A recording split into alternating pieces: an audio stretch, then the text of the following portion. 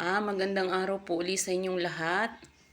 Ito na nga po, after po kaming daanan ng matinding sakit ng aming mga baboy, yung ASF. Susubok uli kami ngayon. Kumbaga panibagong umpisa uli. Sabi nga, pag hindi sumubok, lalong talo, lalong logi, diba? So, ayan. Unti-unti na po namin uling inaayos itong aming bagong kulungan at dito po namin ilalagay yung aming mga bagong bibilihing biik.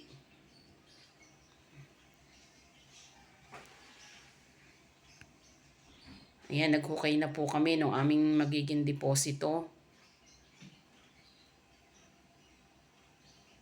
Kailangan kasi talaga selyado yung magiging deposito para walang amoy at saka yung mga germs at virus hindi siya sumisingaw.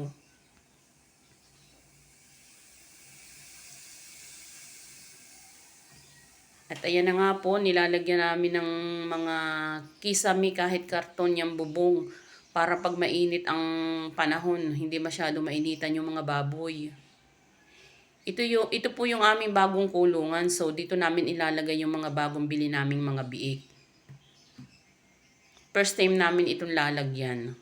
Ito dapat yung naka-ready namin nung before daanan kami ng ASF. Hindi na namin nalagyan kasi nga naubos yung aming mga baboy. Ayan, yung mga paligid, tinaniman namin ng mga puno.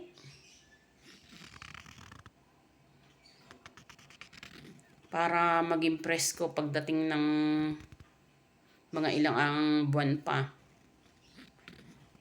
Sanitize ang buong paligid. Yan, pauso kami umaga't hapon. Tanggal virus, tanggal germs. Sana naman po this time, wag nang dumaan dito yung sakna yun. At kahirap talaga. Walang gamot. Walang lunas pag ASF ang dumali sa aming mga alagang baboy.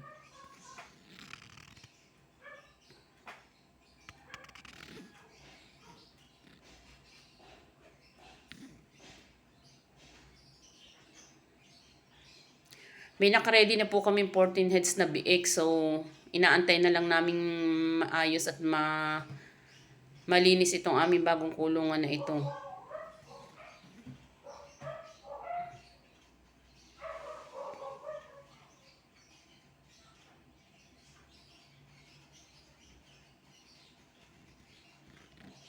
Benamano ikukulong namin dito sa aming pegiri. Ayan na po sila, oh. 14 heads ulit. Bagong umpisa, bagong simula. Sana naman po pagkalooban ni Lord na maging maayos na po ito lahat. Napakalawak. Pwede silang magpatintero sa lawak sa loob.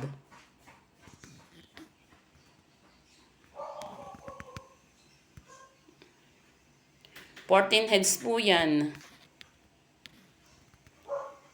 So, 4 months, another 4 months sa pag-aantay para po sa patining.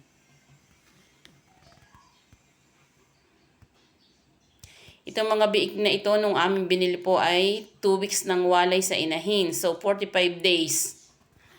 45 days namin siya kinuha.